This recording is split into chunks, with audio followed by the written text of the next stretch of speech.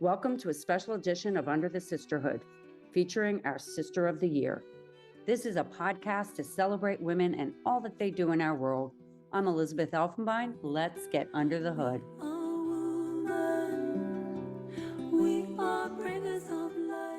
Today, we're celebrating our Sister of the Year, Dr. Joanne Berger-Sweeney, a mother, daughter, sister, friend, and accomplished neuroscientist, an experienced leader in higher education, and the 22nd president of Trinity College. She's the first African-American and the first woman to serve as the president of the college since it was founded in 1823. Berger-Sweeney is a champion of a liberal arts education, improving campus equity and diversity, fostering community and global engagement, caring for the school's proud alumni, and preparing students to lead bold and transformative lives. She has served on many boards in the Hartford region and beyond, including Hartford HealthCare, where she was recently named chairwoman, the Connecticut Conference of Independent Colleges, for which she is the past chair, the Hartford Consortium for the Higher Education, and she was appointed to the board of the Capital Region Development Authority by Governor Malloy. She also serves on the National Collegiate Athletic Association Division III President's Council and the Luce Foundation, as well as a member of the Neuroscience Selection Advisory Board for the prestigious Gruber Prize. Berger-Sweeney is the recipient of numerous awards. She has been honored with a Lifetime Mentoring Award from the Society for Neuroscience in 2006 and a National Science Foundation Young Investigator Award. In 2022, she was honored by Tufts University for the legacy of transformational Black leadership and was the recipient of the Edward Boucher Academic Leadership Award from the Institute for Cross-Cultural Awareness and Transformative Education. She is a fellow of the American Academy of Arts and Sciences, the American Association for the Advancement of Science, and the International Behavioral Neuroscience Society, IBNS. Before coming to Trinity, Berger-Sweeney served as a dean of the School of Arts and Sciences at Tufts University from 2010 to 2014, creating the vision and setting the strategic direction for the university's largest school. She began her academic career as a member of the Wellesley's College faculty, joining in 1991 as an assistant professor in the Department of Biological Sciences and rising through the ranks to become the Alan Loomis Russell Professor in Neuroscience. Her teaching and research career at Wellesley spanned 19 years, including serving as director of Wellesley's Neuroscience program and as an associate dean. Berger-Sweeney received an undergraduate degree in psychobiology from Wellesley College and MPH in environmental health sciences from the University of California, Berkeley, and a PhD in neurotoxicology from the Johns Hopkins Schools of Public Health, where she did the proof of concept work on Razidine, one of the most widely used Alzheimer's drugs in the world. She completed postdoctoral training at the National Institute of Health INSERM in Paris, France. Berger-Sweeney has authored more than 60 scientific publications, holds several scientific patents, and has held grants from National Institutes of Health, the National Science Foundation, and numerous private foundations. Wow. What an incredible introduction. Welcome, Dr. Berger-Sweeney. Oh, thank you so much, Elizabeth. How kind. Oh, you are, your legacy is just remarkable, and we are so thrilled to be celebrating you as our Sister of the Year. And if it's okay, why don't we start the conversation? Absolutely. And please do call me Joanne. Okay. All right. So Joanne, your your introduction is just amazing. And one has to wonder, when did that spark? So we'll go back in your life and sort of go on a journey with you. And tell us about the science spark before it led you to neuroscience. Like, when did it all begin for you? So the funny way that I answer that question is that my father was a lawyer and my two older brothers were clearly on their way to becoming lawyers. So when people asked me what I wanted to be, I said, anything but a lawyer.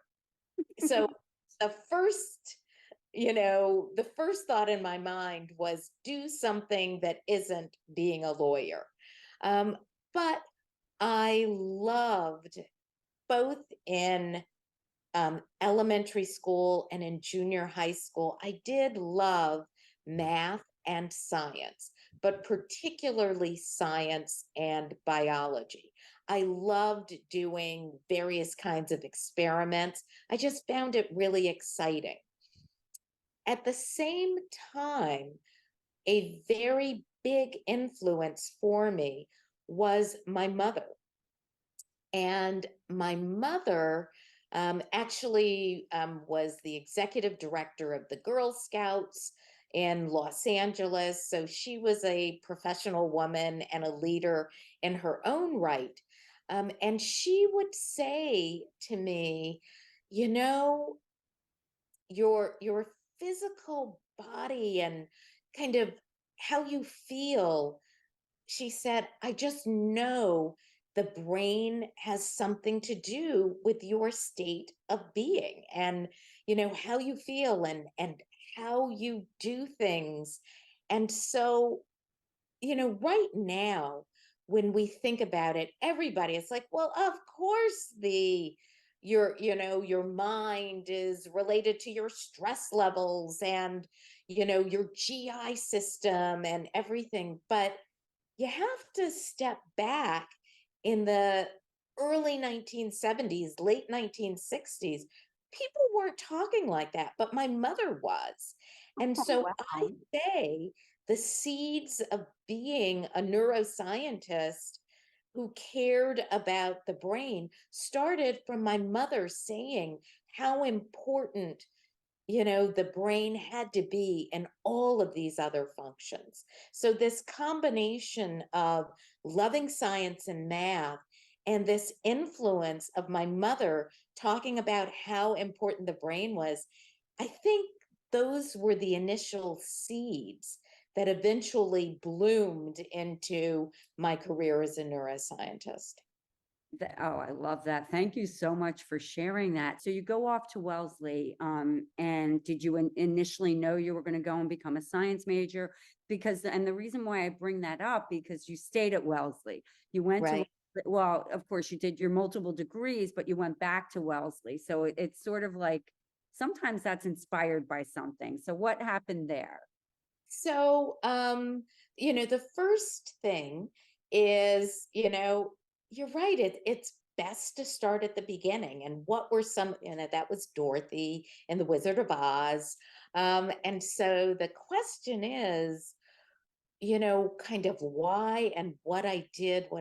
So the first thing I will tell you is I came to Wellesley assuming I would be a doctor, a medical doctor, because once again, in those days, women, if you were interested in science, the assumption was that you were going to be a medical doctor.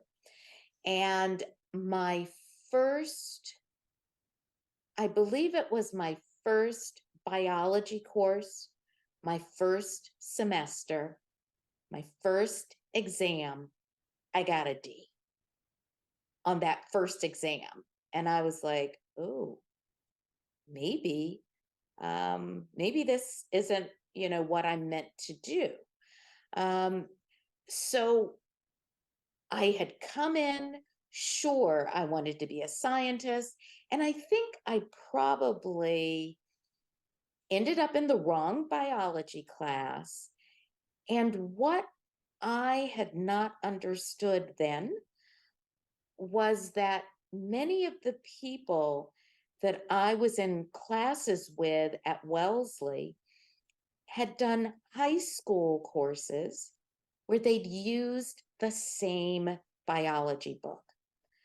I had come from an inner city school in Los Angeles. And though my parents were both educated, it was not what anyone would consider, you know, super high quality private education. That was not what was happening in Los Angeles in the early and mid 1970s when I was in high school. So I hadn't realized it, but I came in underprepared. But where I was incredibly lucky was my parents had given me confidence. And though that first grade blew me away, and I had no idea that I was behind in terms of my biological preparation for the course, there was something in me that said, but this is what I love, and this is what I want to do. And I wasn't going to let an initial course or two discourage me from what I walked in thinking was my passion.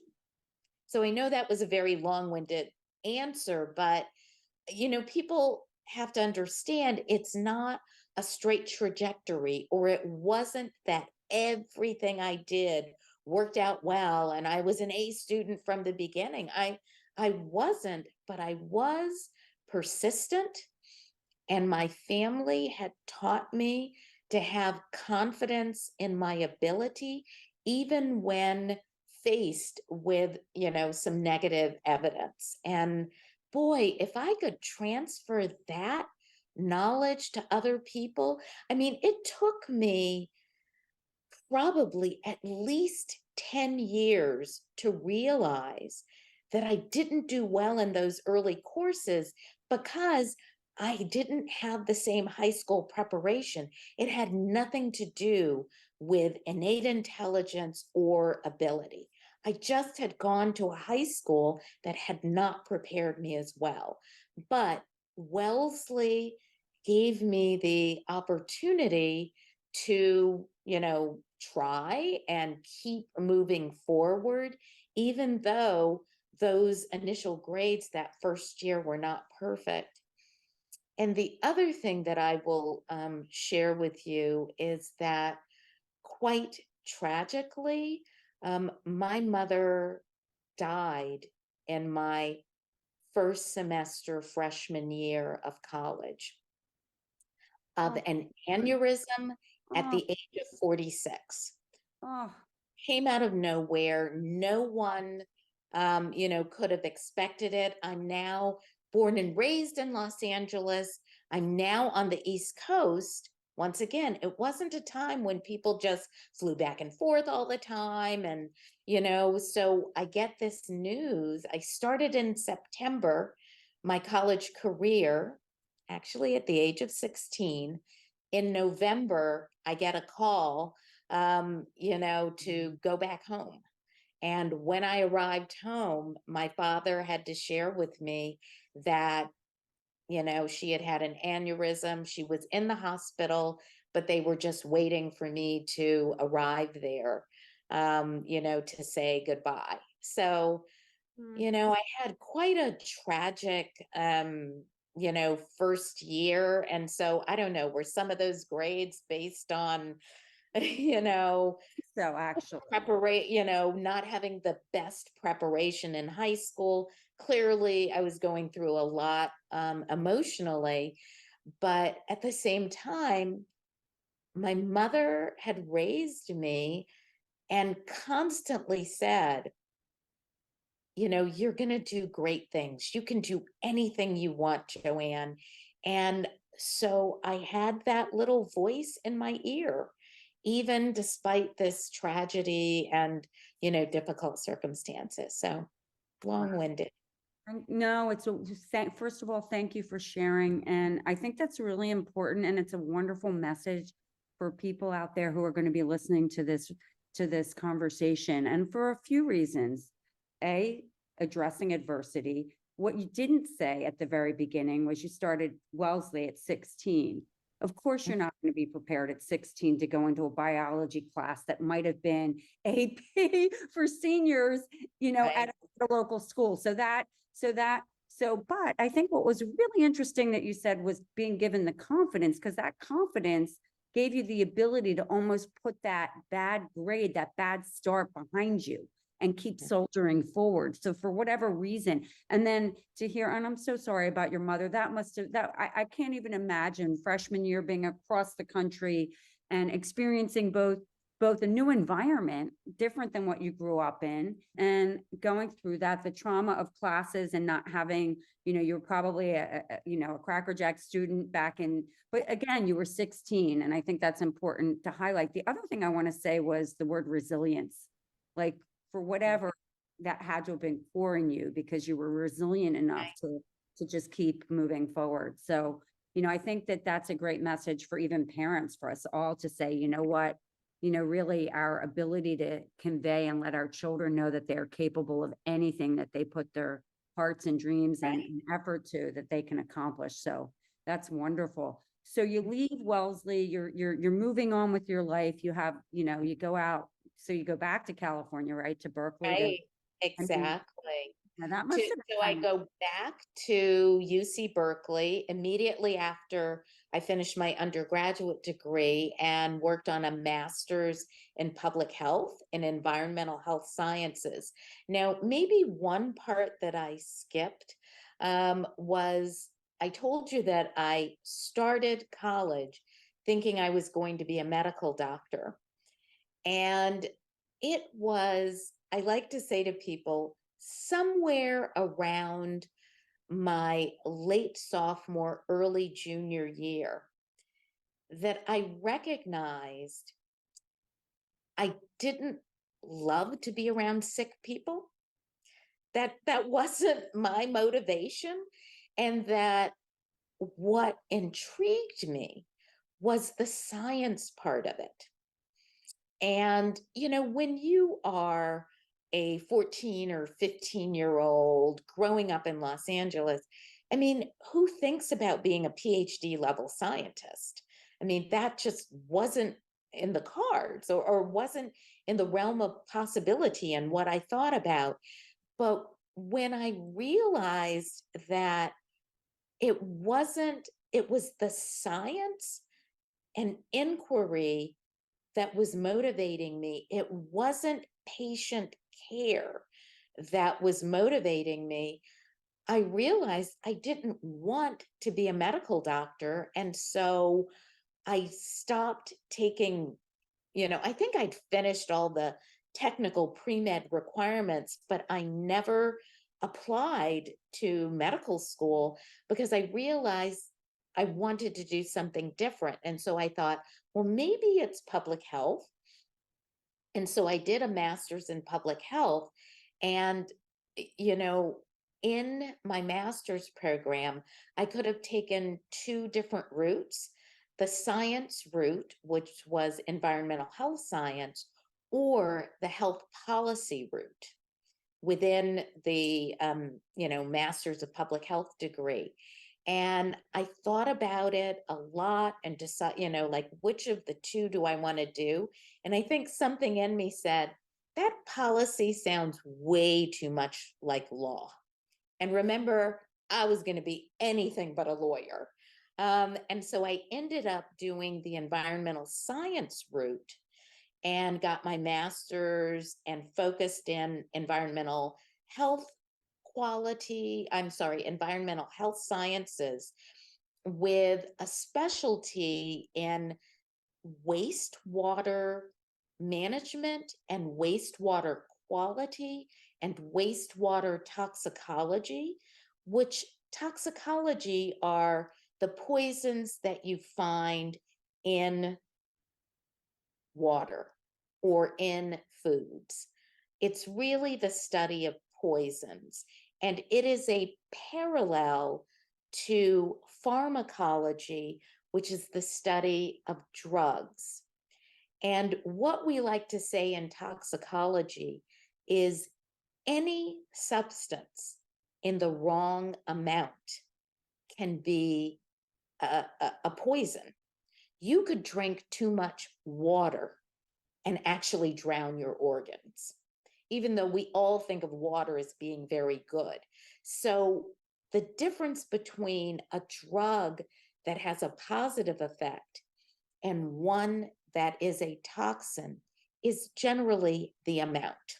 And what you do when you study toxicology or pharmacology is learning a bit about the dosing of these particular chemicals or drugs, and which is therapeutic and which is toxic. So that's, what I started studying as a master's student. And then I wanted not to go immediately into a PhD program, but to work. So I actually worked at an environmental consulting firm in California, in Northern California, for 2.5, 3 years, studied on, I worked for the California State Health Department for a couple of months and worked on Superfund toxin sites. I did that for a couple of years, and people said to me, once you start working, you're not going to go back to school. And I said, oh no, I'm going back to school. They said, nope, you're going to start working and you're not going to go back to school. And I said, take my word for it, I'm going back. And so after 3 years, I had put in my applications, got into some great, PhD programs, and chose Johns Hopkins because they were just creating this new field of neurotoxicology, which took the toxicology that I'd learned, or the study of poisons that I'd learned in my master's, and that kind of psychobiology or neuroscience that I'd learned as an undergraduate. I could combine them in a PhD program. So I studied neurotoxicology, or the study of poisons that affect the brain. Well, wow, thank you for sharing that. And that's really a great educational moment for all of us. But I think what's really cool to me in your introduction was the fact that you worked on that Alzheimer's product. That must have been, to be part of that, because how many products are there in the market for Alzheimer's right now? Not many. So Exactly. you were like leading edge working on that. And that must have been extraordinary at such a young age. And it was extraordinary. As a graduate student, I was working in the laboratory of Dr. Joseph Coyle. He was my mentor and advisor. And another medical doctor, Bonnie Davis, had a product that she had the patent for. And she said, I think that this might be a drug that can help Alzheimer's disease, but I need a model in which to test it and which to work. And so my advisor, Joe Coyle, calls me in and says, I want you to work on this project because you're working on an animal model of Alzheimer's disease. And you'll be able to see whether this drug improves your animal model, which is generally the first step in trying to determine if it could work in humans. And so I did all of this proof of concept work, help develop this animal model, then use this drug to try and, counter this Alzheimer's that we had produced, or this memory deficit that we had produced in this initially rat and then eventually mouse model of Alzheimer's disease. And we found that we significantly improved the memory in these animals. And then I did a number of studies on dosing and, what's the appropriate dose in an animal. And, once again, just to talk about a little science, it's the importance of what people call a dose response curve. And that is, how much drug do you give to get we were looking for this behavioral effect that you wanted to see. And so I did a lot of these initial experiments, and the drug looked quite promising.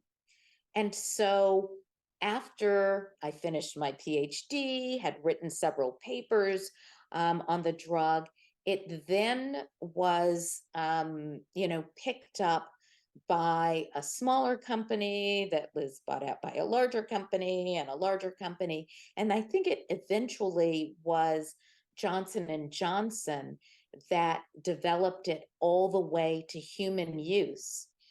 And when the patent on the drug was active, it was the second most widely used Alzheimer's drug in the world. That's And incredible. I just looked up some papers because I'm going to give a talk at the Society for Neuroscience in November on a little bit on, history and my career. So I wanted to look up this drug, and it is still considered one of the most effective drugs for Alzheimer's disease, memory deficits, and dementia. It does not cure Alzheimer's disease. We still don't have a cure for Alzheimer's disease, still working on it. But for about 30%, 30 to 40% of the people who have Alzheimer's disease symptoms, this drug can improve their memory and delay the onset of more severe symptoms. And I try and remind people that it's wonderful to have a cure for a disease, but sometimes what our drugs allow us to do is delay the onset of the most serious symptoms. And I say to people, if your loved one had Alzheimer's disease, would you do almost anything to give them 3, 4, 6 months more lucidity to get their lives in order, to get things in order before a deterioration or a greater deterioration? So that seems to be what this drug that I did those initial experiments and proof of concept work as a graduate student. I mean, sometimes I think, how many people can talk about their, work at any point in their life or career as probably impacting millions of people. Mm. I have goosebumps. First of all, how lucky, I mean, just in terms of your journey, bringing you to Johns Hopkins, having you have your advisor who you ended up having this opportunity. I mean, that's like Right. serendipity, but clearly you were so capable. So, but being able to do that work at that level as a student and, in that stage of your life where you are impacting, millions of lives is just remarkable. And yet another reason you were sister of the year back then. No, but it's incredible work. And it's just, wow. I mean, that's, I have worked in healthcare marketing, so I understand the all of the meaning behind every stage of what you're talking about, the findings, all of the taking it from clinical trials to commercialization and being part of the scientific, the R&D part. I mean, it's just extraordinary. As you moved on and you left Hopkins and you went back to Wellesley, and so you started to get into teaching. So, were you still in the lab? Like what, and your teaching experience, has been for many years and you've done so much with it. What has that Right. part of the journey been like? Right. So I'm going to make one more little curve before we get to that. And that is, after I finished my PhD, I decided, because of the influence of somebody who was in the lab, I wanted to go live in Paris. So I did my postdoctoral research at the National Institute of Health equivalent and lived in Paris and worked in Paris in a French laboratory where I was using French every day, and became, quite fluent.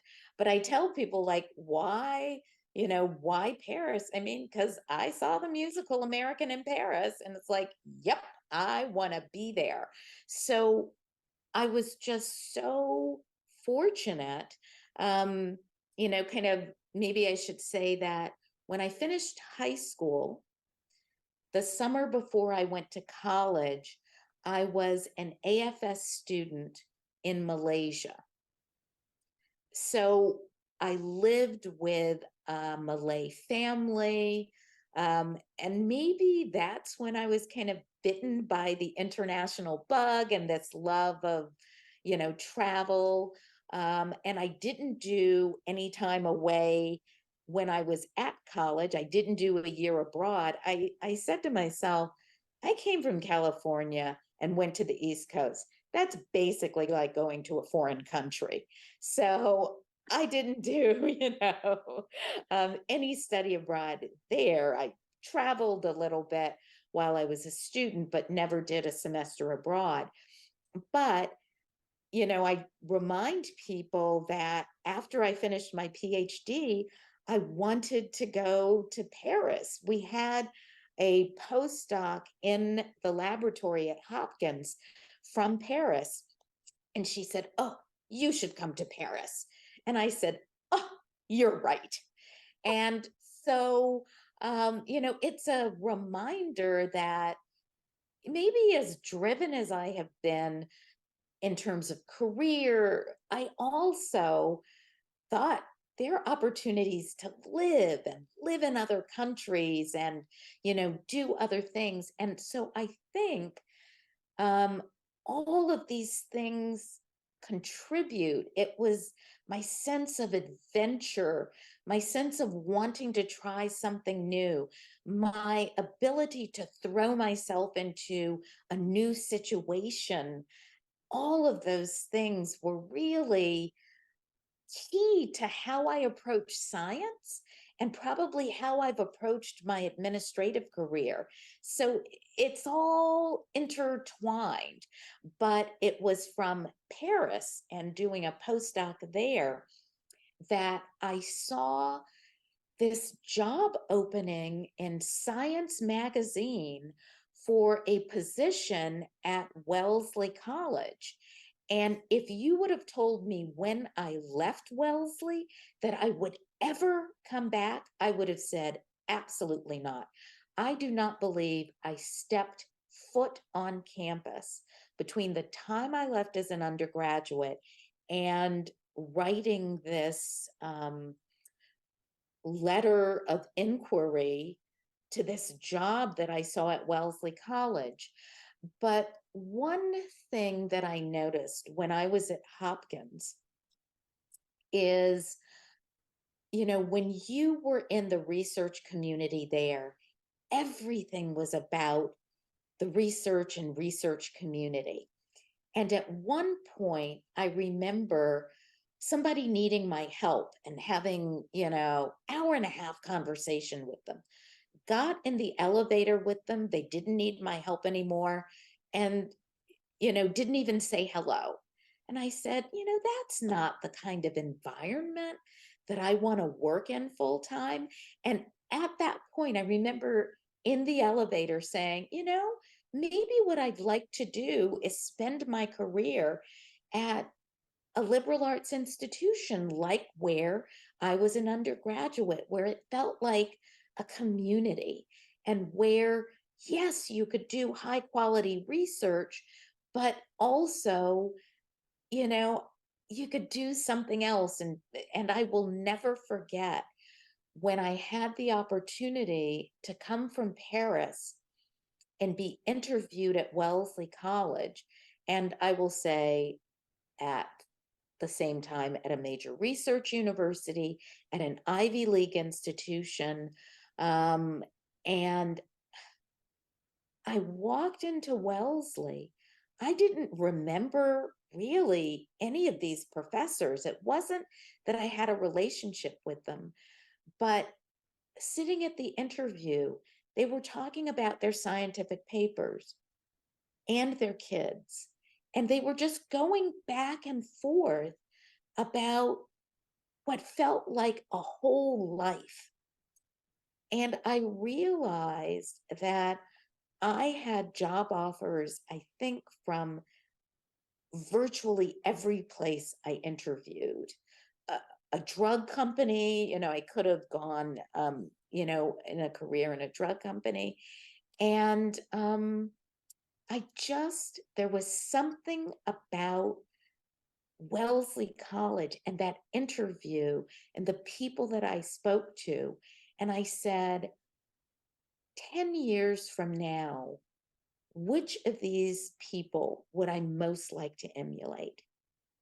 And it was the people from Wellesley who had whole lives, who were doing really good quality research. That wasn't a question, but it just felt like I could both be a scientist there and have a best friend who was a classicist and another friend who was a French historian. I mean, and I realized that that was the kind of life I wanted.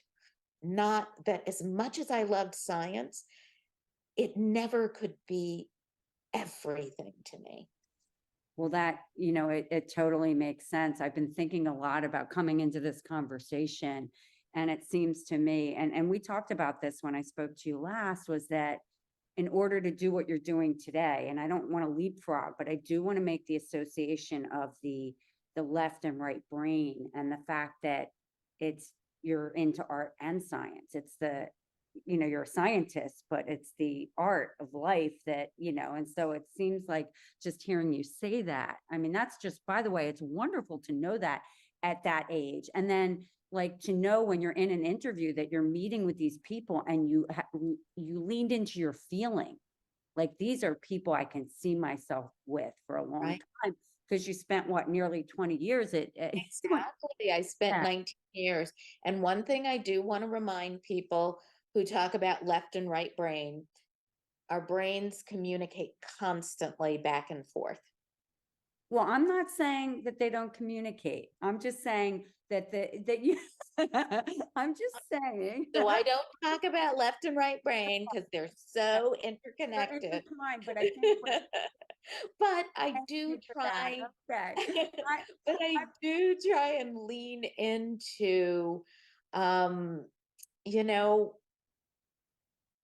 the many different skill sets that I have learned throughout my education, not simply, you know, the analytics and science. But I remember maybe there was somebody phrased it for me as, when you are an administrator, you have to both use the best of your analytical skills, if you want to think about, your scientific, rational skills. But if you can't create a narrative and story, you won't be able to convince the people who you want to convince with the analytical data. And so I've always remembered that it has to be both the numbers and figures and the narrative to try and create the most convincing story if you want to lead an organization into change. I love that message. And thank you, by the way, for taking me through that thought process, because that's a very interesting way of looking at it.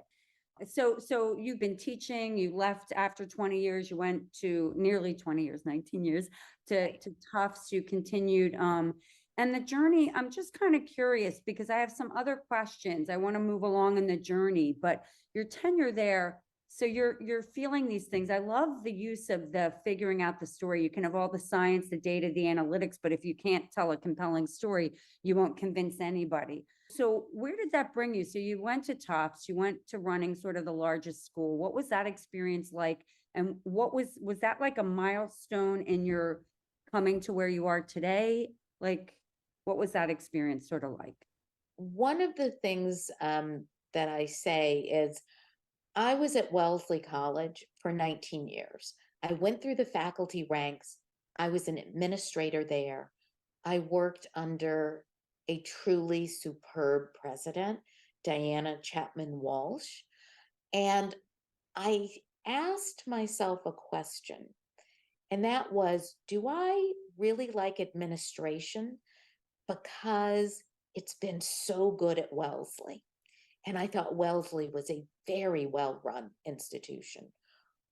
Or do I actually like administration?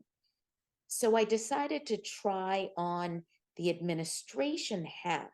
I still had a laboratory both at Wellesley and at Tufts. In case I said to myself, it's not quite the right move for me. But I found that at Tufts, in fact enjoyed the administration. And that's when people just were saying, well, a presidency, do you want a presidency?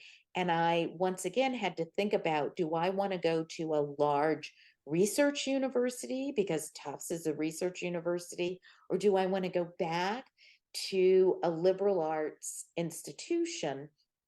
And I made the choice to come back to a liberal arts institution to be a president. One, I thought it was a scale that still felt human, whereas I thought these big universities, you're just kind of managing so far away from the students and from the faculty. I thought it would be a very different kind of job. So after some questions and some discernment, I thought I want to go back to a liberal arts college and try and lead it. And maybe one thing that I will share with you, many people say, well, why did you leave the bench to go into administration? And there were a couple of compelling reasons.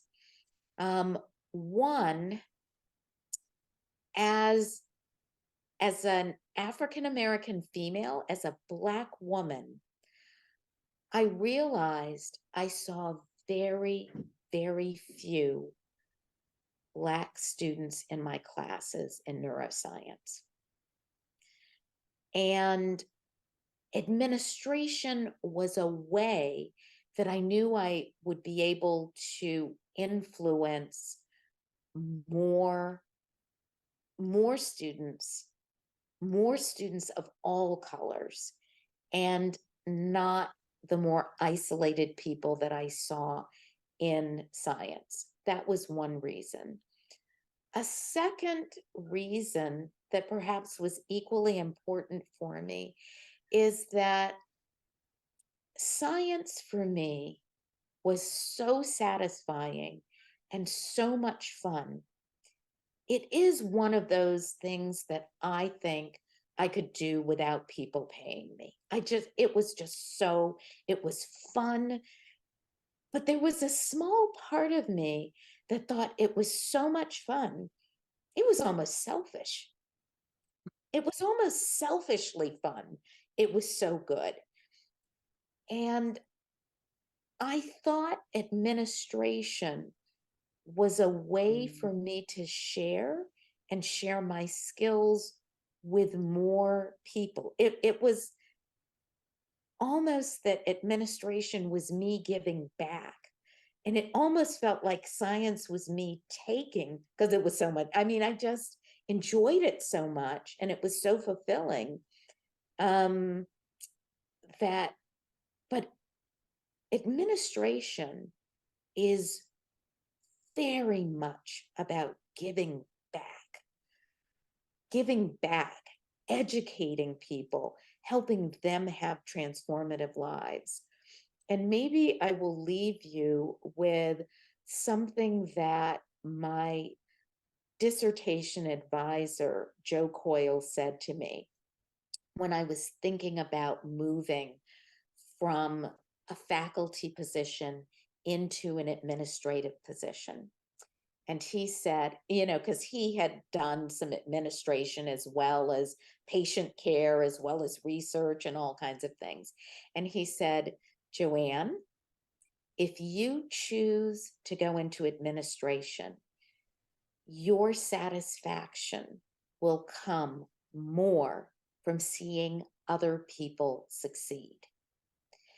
He said, don't expect anyone to come and say, oh my goodness, she is my favorite administrator. People talk about their favorite professors all the time. They really do. But he said, nobody is going to run around and say, oh, Joanne Berger-Sweeney, my favorite administrator. That's not where your satisfaction comes from. And that's what I mean about administration feeling like it's more giving to other people in a way that my teaching career, as satisfying as it was, there would that element of truly giving in a way that you give to an organization and try and change and restructure it. That feeling of empowering others, I think, is greater as an administrator than it was as an individual faculty member. And maybe somewhere in me, I was seeking that next level of satisfaction for that next part of my career. And that brought me into the administrative work full time. Well, thank you for sharing that. And I think that that makes total sense at this phase of your life, that it's about giving back. So choosing being an administrator and a president of a college, a liberal arts school where you can really touch lives. And I like the fact that it's Trinity because it is such a tight-knit community there. So you have the ability, I know several people went to Trinity who know you and speak very highly of your students, by the way. So they like their Yeah, I administration. love that. Well, maybe people have their favorite presidents, but you know, when you're one of those associate deans and middle, Yeah.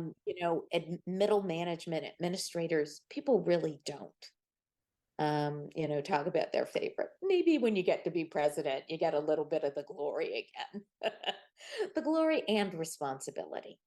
Well, and you seem to handle that with such grace. I have one question before we end our conversation, which is, you have an opportunity to give a message. You are Sister of the Year. You are an extraordinary woman. You have done so much for science, for neuroscience, for women in STEM, like just as a role model, and as I like to call you, as an icon. What's your message to women around the world of all ages and all backgrounds and cultures? Everybody can help somebody. And that's what we have to do in the sisterhood. You know, I say to people, a fourth grader can reach back to a second grader and help them sometimes. So it's not that you have to be at some very high position to be able to reach back and make the path a little bit smoother for somebody else. Anybody at any stage can do so. And what a sisterhood is doing exactly that. I grew up with two brothers. I learned about a sisterhood at Wellesley and how powerfully strong a sisterhood can be. One of, a husband of a friend, he calls it, oh, y'all, Wellesley women, you're the ya sisterhood. And I said, you're right, because that's how we feel about each other. Not that we're better, it's just you are there for your sisters. And once again, any age, any position, there's somebody you can help. And that to me is what under the sisterhood has to mean. Mm.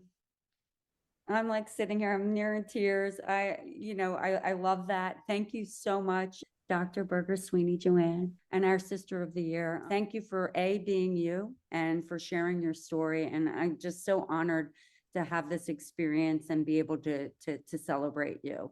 Thank you. Well, thank you. What an honor for me.